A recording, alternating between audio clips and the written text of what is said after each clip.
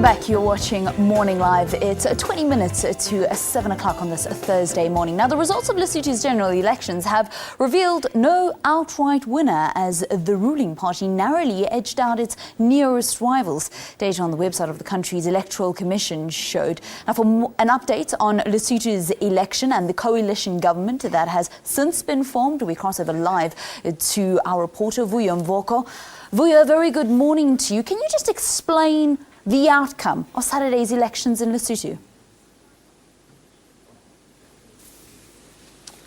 Well, Valen, in very simple terms, there was no outright winner, which then forced the parties to actually speak to the very small parties. So the minions have become the kingmakers.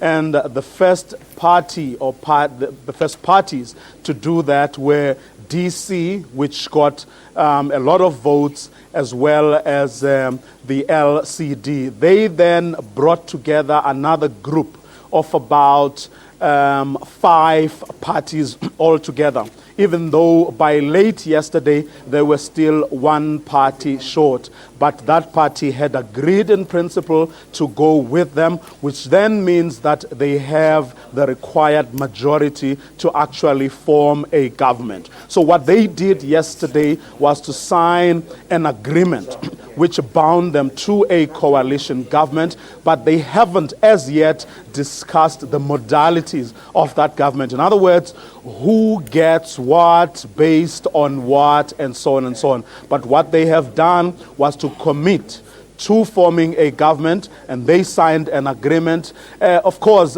several people have been saying that too is not the kind of, a coalition government is not the kind of thing that Lesotho needs. Because remember, the reason Lesotho went to an early election was precisely because a coalition government crumbled. But these parties were saying, I spoke to all of them yesterday, they were saying, look, we are a different breed. We are one, like-minded parties by and large. But 2, they are united. You could sense from what they were saying was that they were united by a common enemy. They have a common enemy in the name of ABC leader and current Prime Minister, Mr. Tom Thabane. And they seem to believe that that is enough to bind them together. And they did say that they have the interests of the Basotho at heart. In other words, the interests of the country. Whether that is indeed the case,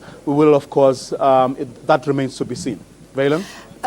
Vuyo, so there is a sense of unity amongst these parties that have now formed this coalition government. You say that they have the interests of the Basotho at heart. They had this common enemy in former Prime Minister Tom Thabane. But what exactly is their vision? What is their shared vision to take Lesotho forward that is so different from that of Tom Thabane? Well, the great majority of them, including the leading parties, are social democrats.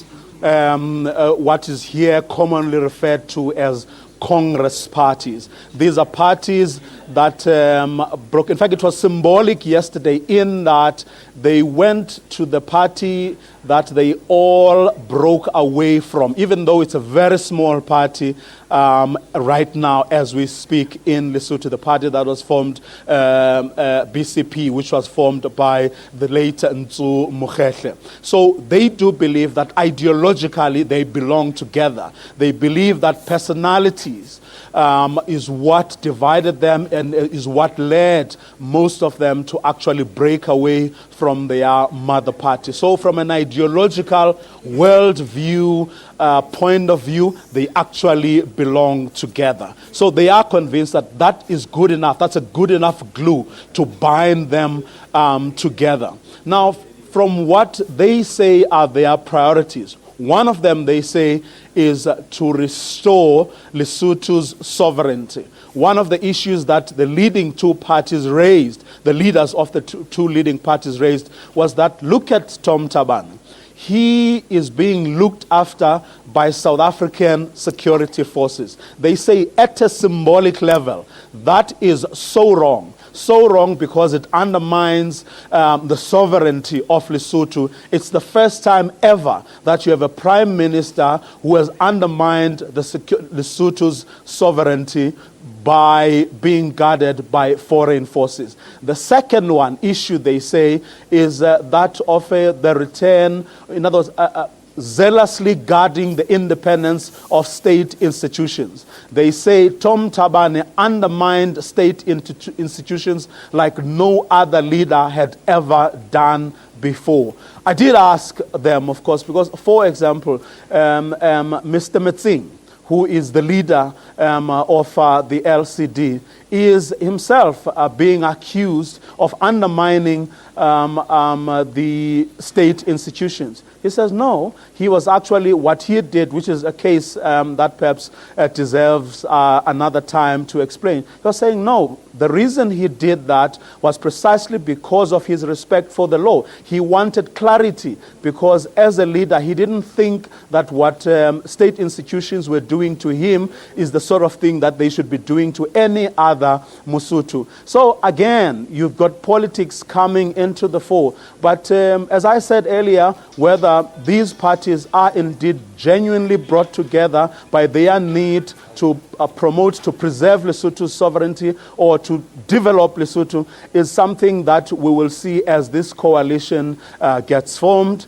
But perhaps more importantly, beyond that, whether this coalition will indeed last and whether arguments are not going to be the order of the day and whether, in fact, this coalition won't crumble as the previous one did. All right, and it certainly is something that South Africa will keep a very, very close watch on. Vuyo Mvoko, contributing editor here at the SABC, just giving an update from what happened on Saturday's Lesotho elections. We'll check in with Vuyo a little bit later on. Now, Sam has been sitting by with the